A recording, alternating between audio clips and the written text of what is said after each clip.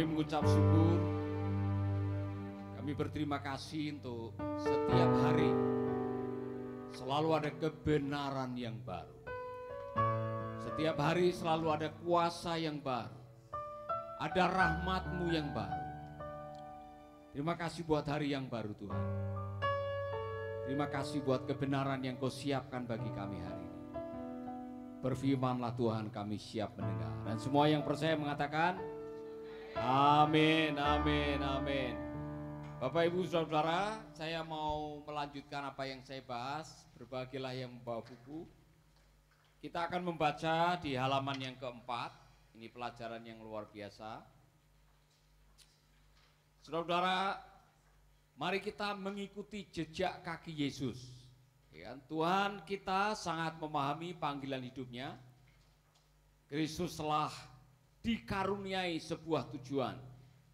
Kita juga telah dikaruniai sebuah tujuan. Pada akhir hidupnya, Yesus mengucapkan doa ini. Perhatikan doa Tuhan Yesus. Ya Bapa, aku telah mempermuliakan Engkau di bumi dengan jalan menyelesaikan pekerjaan yang Engkau berikan kepadaku untuk melakukannya. Kata Yesus sekali lagi, sama seperti Bapa mengutus aku, demikian juga sekarang aku mengutus kamu. Kita diutus untuk apa? Menyelesaikan pekerjaan yang Yesus berikan. As my Father sent me, so I send you too. Sebagaimana Bapa mengutus aku, demikianlah aku mengutus engkau. Saudara-saudara, kita telah katakan tadi bahwa tujuan kita dibangun dari rancangan dalam pribadi kita. Untuk memahami tujuan hidup Anda, satu tempat yang harus Anda periksa adalah bagian dalam hati Anda. Kalau mau memahami tujuan hidup, nomor satu yang harus Anda selidiki adalah apa saudara? Hati. Nah, mengapa kita perlu membahas ini? Karena kalau sampai hidup yang sekali ini Anda salah tujuan,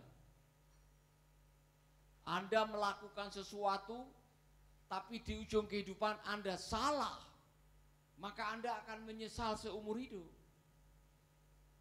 Nah, tanyakan dalam hati Anda, bakat alami apa? Kemampuan apa saja yang Anda miliki secara alami? Kita sudah membahas ini, saya mau mengingatkan aja.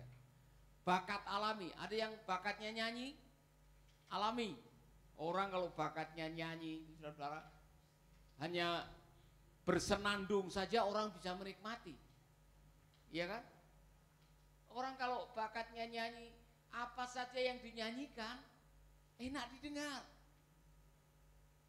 Tapi kalau tidak bakatnya nyanyi, mau kursus nyanyi, di 50 tempat tetap aja enggak bisa nyanyi. Ya mungkin tempat yang paling bagus nyanyi di kamar mandi. Sudah pernah mendengar orang nyanyi? Kalau didengar suaranya itu, waduh, enak gitu. Saya kalau dengar Victor Huta Barat, ya kan, apapun yang dinyanyikan, lagu Batak, lagu Jawa, lagu Indonesia, lagu rohani, saudara-saudara, enak didengar. Siapa lagu penyanyi kesukaan saudara?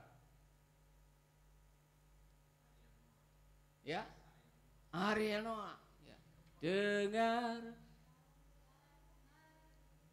Ya kan? Pak Roni enggak punya, Pak Roni enggak punya kesukaan ya. Ya, dia hanya suka angin, ya, Nanaku. Orang Ambon suka Nanaku, ya kan? Saudara-saudara, kalau orang Timur itu lagu yang paling suka siapa yang nyanyi? Dari Tarus ke Oeba jalan kaki.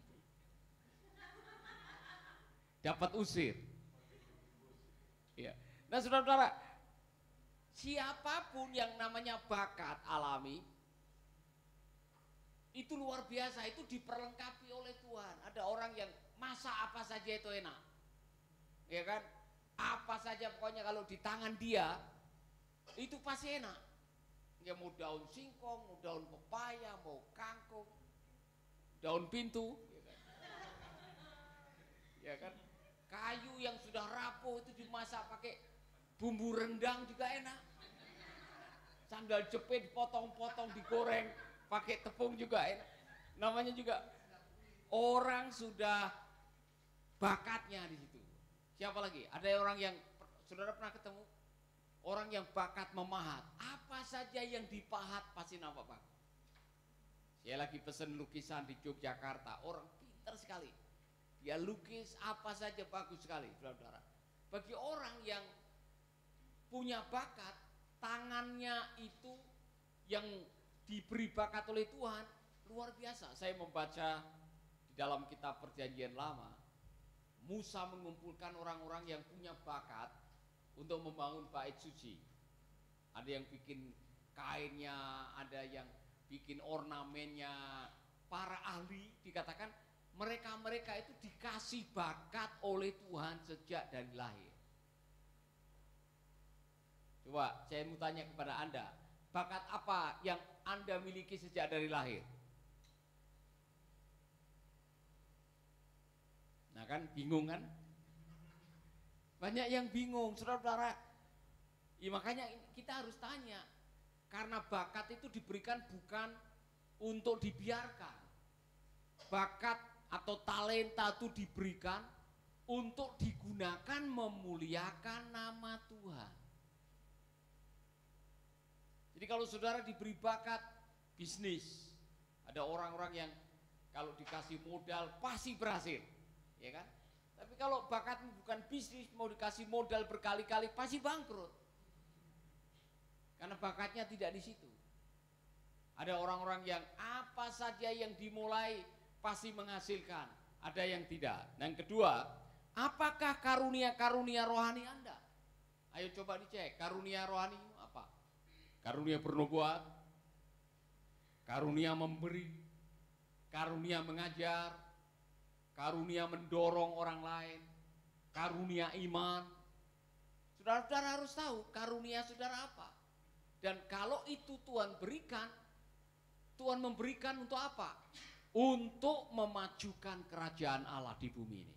Bukan untuk gagah-gagahan, bukan untuk popularitas, bukan untuk identitas. Nah, saudara-saudara, hati-hati menggunakan karunia, karena orang bisa menyalahkan karunia, menyalahgunakan karunia. Yang saya pernah cerita, ada orang saya ajak mendoakan orang kena santet, kemudian dia melihat sendiri orang yang kena santet dipulihkan, dibebaskan, dimerdekakan, kemudian sembuh.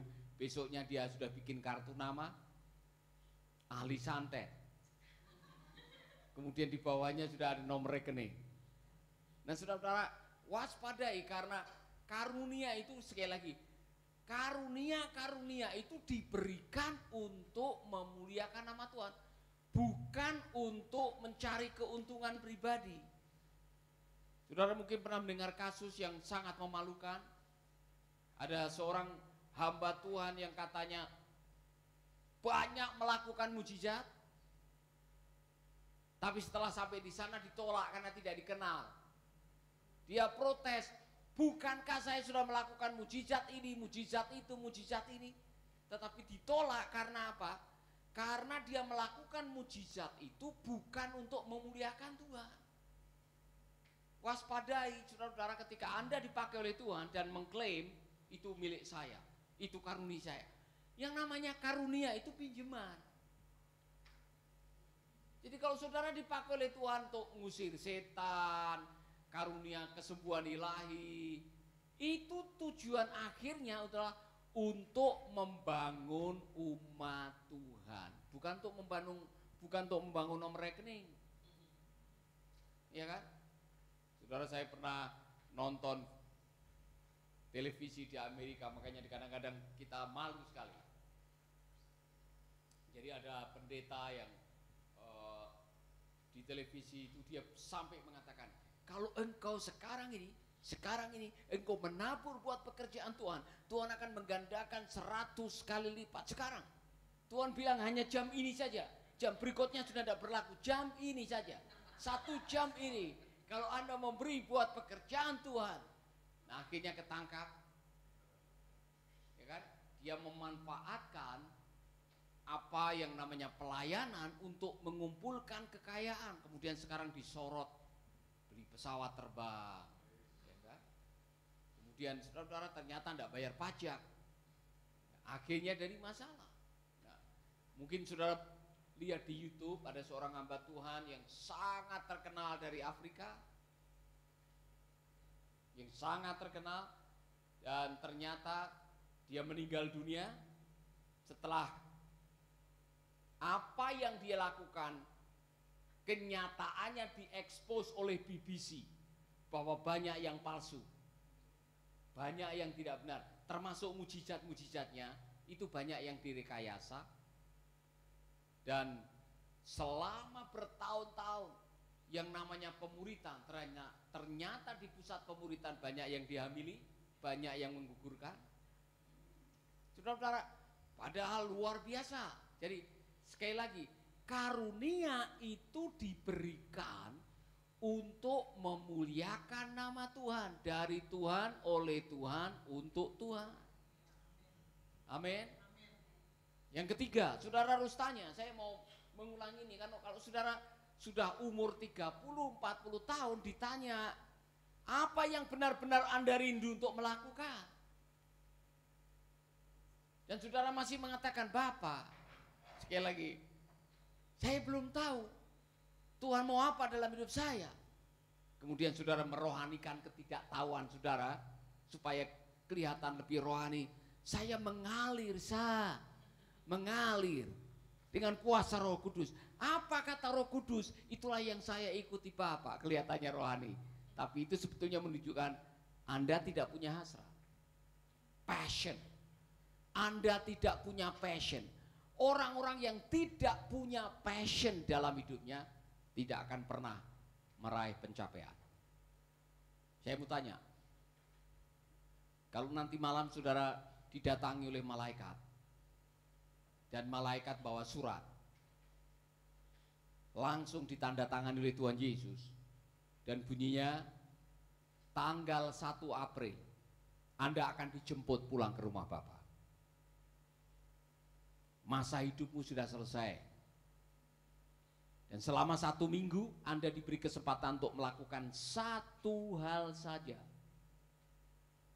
yang Anda punya hasrat atau punya passion untuk melakukannya, dan Anda tahu hasilnya bisa dinikmati di dalam kekekalan. Mau melakukan apa?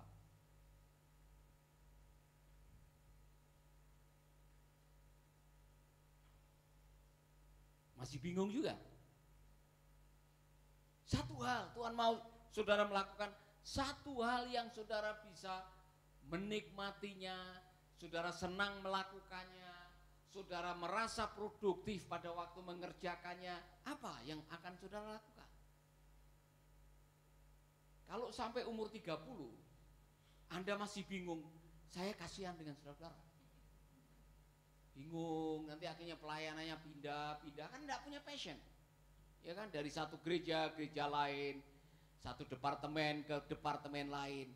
Kalau Anda tidak punya passion, Anda tidak bisa maksimal. Saya kasihan dengan saudara-saudara yang penting saya bisa hidup, Bapak. Kalau Anda melayani untuk hidup, bukan hidup untuk melayani, beda nanti akhir kehidupan saudara. Amin.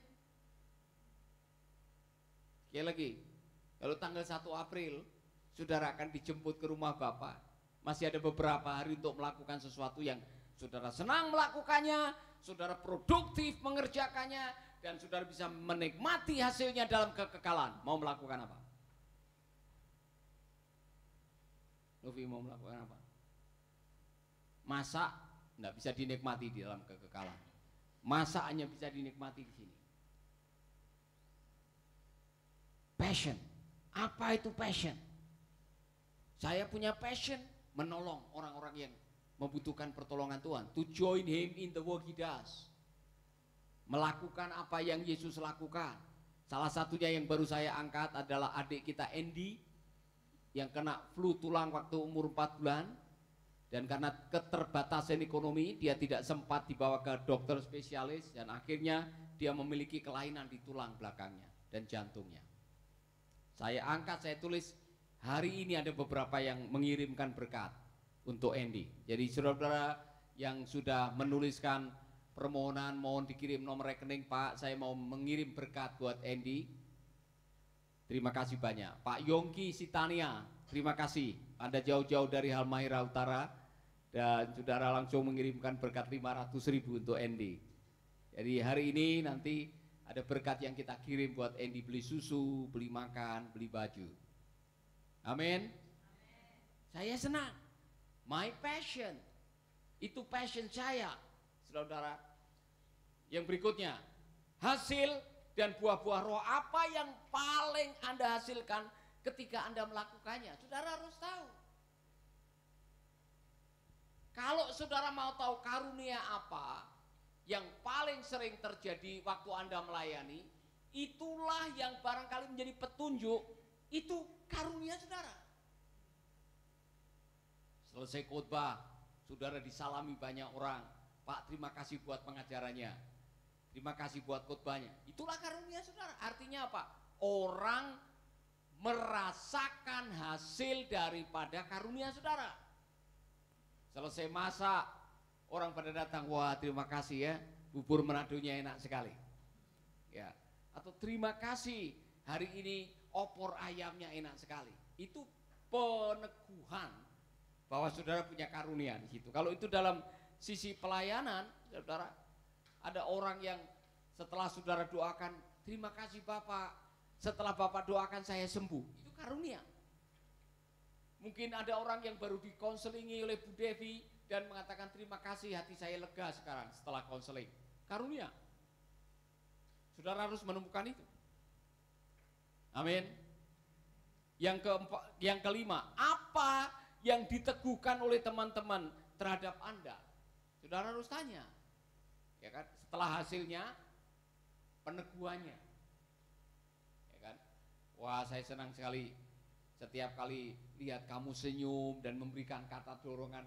Ucapan kamu yang mungkin hanya singkat, itu bisa memberi berkat dalam hidup saya. Kata-kata dorongan. Nomor 6. Dorongan, hasrat, keyakinan apa yang memaksa Anda untuk mengerjakannya. Mengapa Anda mau melakukannya? Dibayar atau tidak dibayar, dipuji atau tidak dipuji, saudara tetap melakukannya. Kenapa? Ini panggilan hidup saya, Pak. Berbahagialah Anda yang sudah melakukan itu. Saya yakin Pak Rudi dibayar tidak dibayar, dia tetap ke penjara. Iya kan? Karena itu passionnya. Ya, coba kita tes, sebulan tidak dibayar, tetap dia ke penjara. Iya kan? Amin. Daud, kamu sudah tahu passion kamu apa? Dibayar tidak dibayar kamu tetap melakukan. Apa coba? Pelayanan. Melayan. Edi, dibayar tidak dibayar kamu tetap melakukan. Apa coba kira-kira?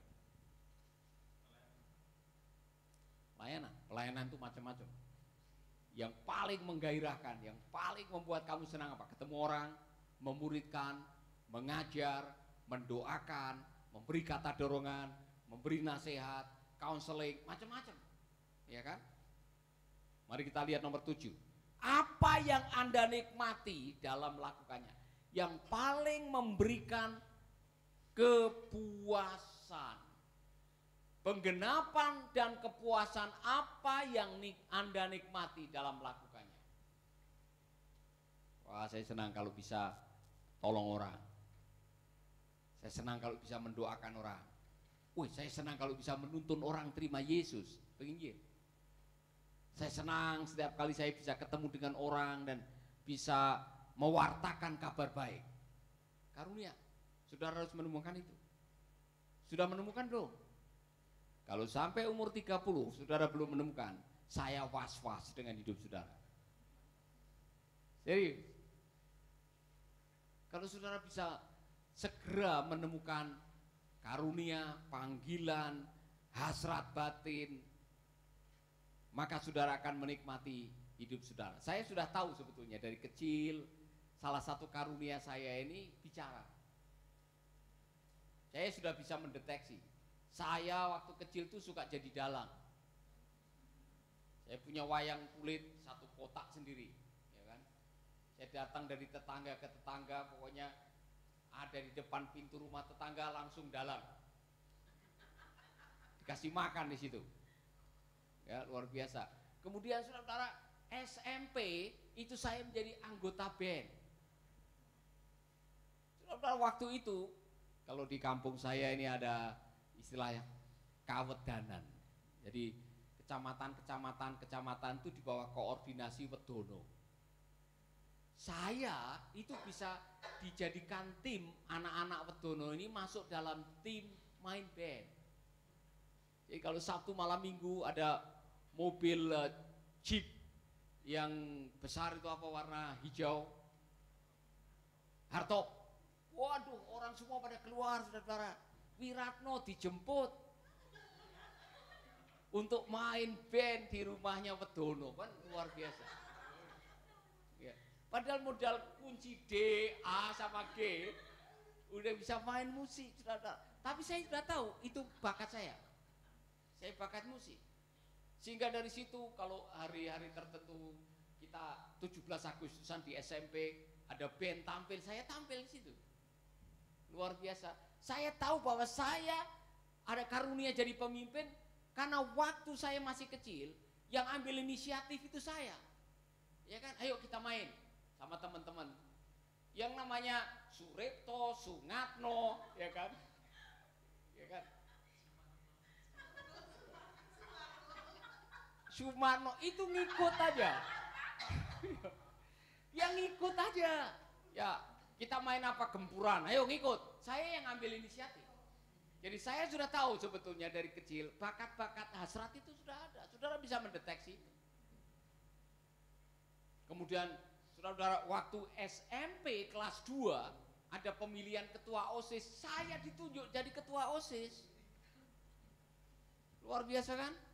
Jadi dari kecil saudara harus tahu bakat-bakat apa yang saudara sudah miliki, sudah ada. Masuk SMA, saudara, saya dimasukkan di band SMA lagi. Tim SMA dan saudara di situ saudara saya mulai tahu, oh saya punya bakat musik, punya bakat nyanyi, sudah ketahuan. Ya kalau 17 Agustus paling panen berkat itu. Ya kan? Ditanggap di mana-mana, ada orang punya hajatan, kita main di situ. Lumayan zaman-zaman itu kasih makan enak aja sudah senang main, ya kan? Jadi sudah tahu, Anda harus sudah tahu apa itu yang memberikan kepuasan dalam hidup saudara. Terakhir, keadaan dan kesempatan apa yang ada di hadapan Anda sekarang sebagai satu kesempatan. Sekarang ini ada kesempatan apa? Maksimalkan kesempatan itu. Kalau bagianmu adalah masak, maksimalkan. Di situ belajar sebanyak-banyaknya. Bagianmu media, belajarlah media sebaik-baiknya. Bagianmu apa? Keuangan, lakukanlah dengan sebaik-baiknya. Bagianmu apa? Ngantar orang. Nikmati pengantaran orang. Bahkan yang paling banyak berkatnya itu yang ngantar orang. Belum lagi dapat komisi, ya kan?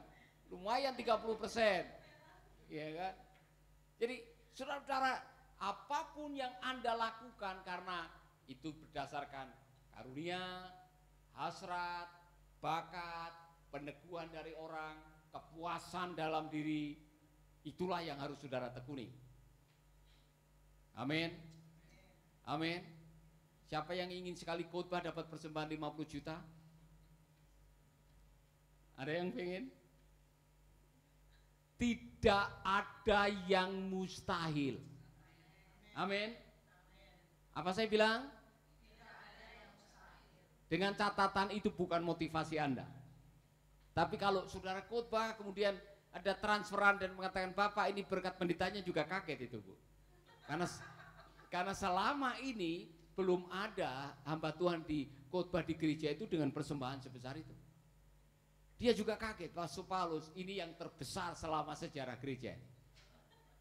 Jadi saudara-saudara, kalau kita melakukannya dengan sungguh-sungguh, maka Tuhan juga akan memberkati Anda dengan sungguh-sungguh.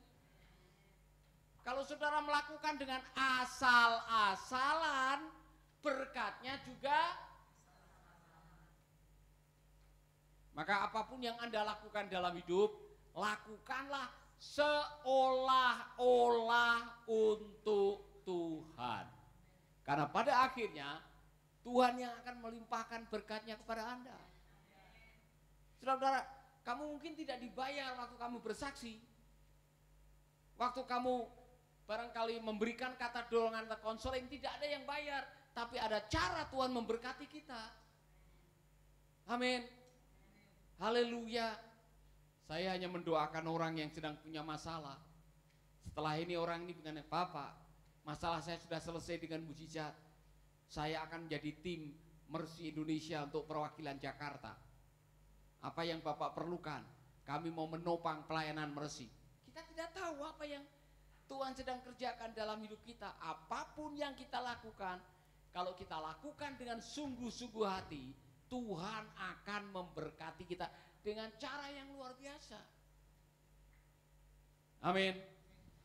Nah, mari kita lanjutkan. Bagaimana menyingkapkan tujuan hidup Anda? Halaman 4. Langkah kedua untuk memahami tujuan hidup Anda ialah mempersekutukan diri Anda dengan tujuan-tujuan Allah. Karena kenapa? Karena Allah sudah punya rencana buat hidup Anda. Tujuan hidup Anda bukanlah sesuatu yang Anda ciptakan, tetapi Anda temukan. Mimpi yang Anda miliki bukan mimpi Anda. Mimpi yang Yusuf miliki bukan mimpinya Yusuf. Itu mimpinya Tuhan dipinjamkan untuk Yusuf. Ini adalah karunia Allah yang ada dalam setiap diri orang percaya. Hal-hal berikut merupakan garis-garis batas untuk memastikan bahwa tujuan Anda merupakan gagasan Allah, bukan semata-mata milik diri Anda sendiri. Coba yang pertama. Dimulai dengan apa, saudara? Tujuan hidup Anda diawali dengan agendanya. Agenda siapa? Bukan agenda Anda, yaitu agenda Tuhan. Perintah agung dan amanat agung itu adalah tujuan utamanya. Tanyakan, Tuhan, apa yang sedang Engkau lakukan di dalam dunia dan bagaimana saya bisa bergabung denganmu? Efesus 2 ayat 10. Kita diciptakan oleh Allah melalui Kristus Yesus untuk apa? Melakukan perbuatan baik yang Allah siapkan sebelumnya. Dan Allah mau tinggal di dalamnya. Tidak peduli Anda anggota DPR, bupati, calo tiket, apapun juga. Sebelum Anda bisa bergabung dengan tujuan ilahi, Anda belum menemukan tujuannya. Aku tahu rancanganku mengenai kamu. Rancangan damai sejahtera, bukan rancangan kecelakaan. Artinya Tuhan sudah punya rencana atas hidup Anda masing-masing. Makanya dalam terjemahan The Message dibilang, to join him in the work he does. Anda harus bergabung dengan tujuan ilahi. Kalau saudara, sudah menjadi anggota DPR, barangkali saudara sudah bisa diangkat menjadi wakil presiden, tapi belum melakukan tujuan ilahi, Anda belum menemukan tujuan Allah dalam hidup Anda. Nomor 2, berkisar di seputar jati diri Anda. Berikutnya, tujuan Anda harus merefleksikan jawaban-jawaban Anda terhadap daftar memahami tujuan Anda di atas.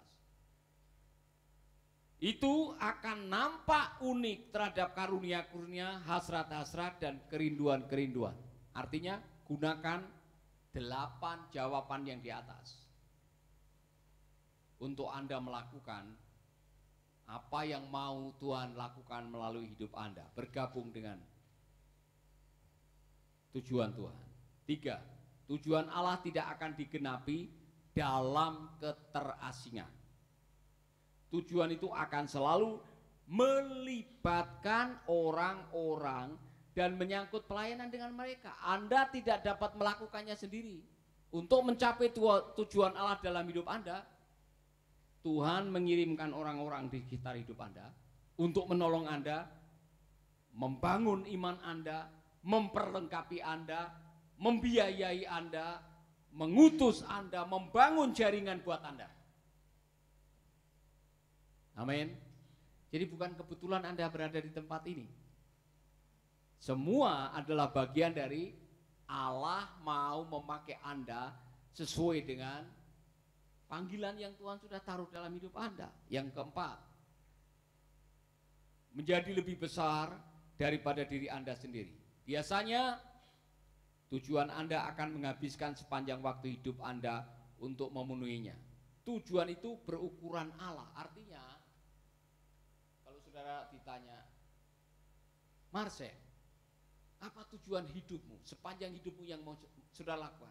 Bapak, saya bertujuan selama hidup saya punya cita-citanya satu, membangun kamar mandi di kampung saya. Kalau hanya membangun kamar mandi, Anda bisa melakukannya seminggu. Padahal hidupmu lebih dari 1 minggu. Ya kan? Saudara ditanya, apa tujuan hidupmu? Menemukan jodoh dalam hidup saya, Pak. Temukan jodoh itu 3 menit bisa. Tanya Pak Roni itu. Ketemu di perahu langsung jatuh cinta, langsung masuk minta.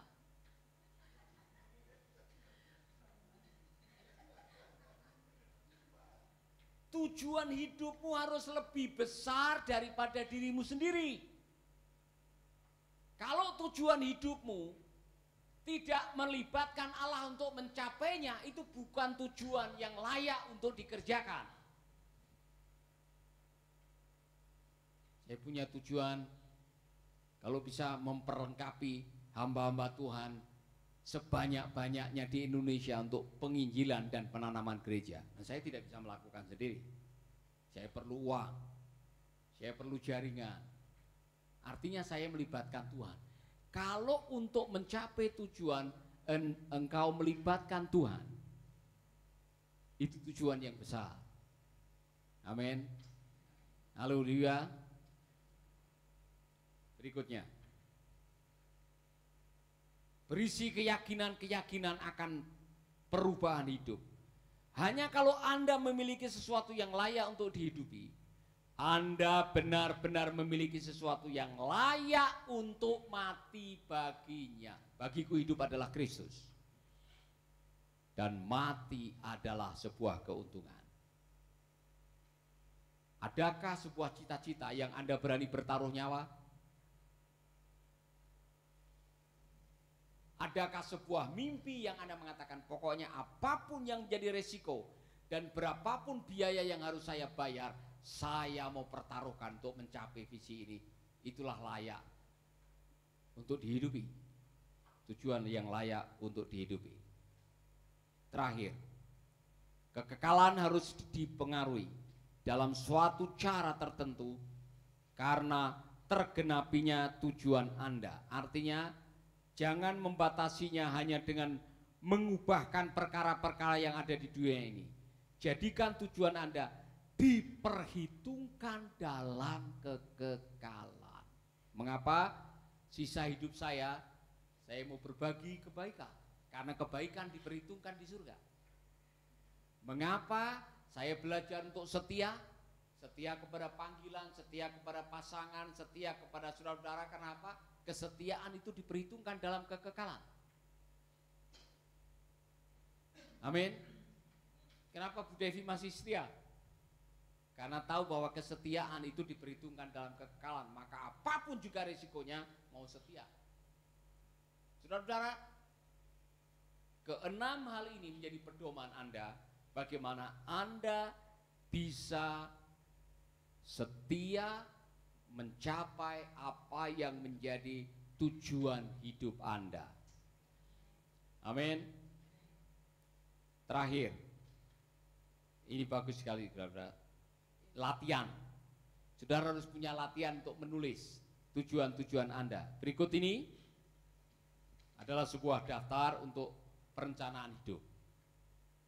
Kami menyarankan Anda untuk menyisihkan waktu sehari bersendirian dengan Allah dan menanggapi 10 perkara di bawah ini. Gunakan selembar kertas dan sisihkan waktu Anda. Dengan memperhatikan daftar berikut ini, mulailah menulis sebuah pernyataan tujuan hidup Anda. Apa beban-beban Anda? Nomor 1. Apa beban-beban Anda? Kebutuhan-kebutuhan apa yang paling menyentak hati Anda? Hal-hal apa saja yang membuat Anda menangis, marah, dan berbelas kasihan? Itulah beban Anda. 2. Tanda-tanda. Tanda-tanda utama apa yang telah membentuk hidup Anda? Daftarkan buku-buku, orang-orang, peristiwa-peristiwa, para pembimbing, dan pencapaian-pencapaian yang paling berarti yang telah membentuk hidup Anda sejauh ini. 3. Tema. Tema-tema. Tema-tema dan persoalan-persoalan apa yang seringkali muncul dalam percakapan, khotbah, pendalaman Alkitab yang Anda lakukan. Apakah ada pokok-pokok yang Anda bahas kembali secara berkala? Itu artinya tema. Topik apa yang paling Anda sukai? Pembahasan apa yang sering muncul dalam percakapan Anda? 4. Sarana dan sumber. Sumber-sumber khusus yang Anda miliki pada pihak Anda yang dapat dipakai sepanjang penggenapan misi Anda. Ini bisa menyangkut harta milik, keahlian, serta orang-orang yang menolong Anda. Saudara punya modal apa? Sekarang modalnya motor, Pak. Apalagi? Saya punya kelompok-kelompok teman. Nah, itu sudah modal. Ya kan? Sudah bisa pergi ke sana dengan motormu, kemudian saudara sudah punya topik kesaksian mau dibagikan, kesempatan. 5. Gaya. Bagaimana gaya kepemimpinan, kepribadian, dan karunia-karunia rohani Anda? Perangkat pengaruh unik mana yang Anda pakai pada waktu Anda berupaya untuk menunaikan tugas Anda? 6. Impian. Apa saja aspirasi-aspirasi atau ide-ide Anda yang mungkin merupakan suatu visi pemberian Allah yang diperjelas untuk masa depan? Hal-hal apa yang Anda suka melakukan sebelum Anda meninggal dunia? Ini pertanyaan bagus ditanyakan. Lino, kamu mau melakukan apa sebelum mati? Ya, maksudnya sudah ada bayangan. Mau bangun rumah, ya punya usaha sendiri, ya kan? Osin. Nah, nikah itu wajib. Setelah itu apa? Ya kan?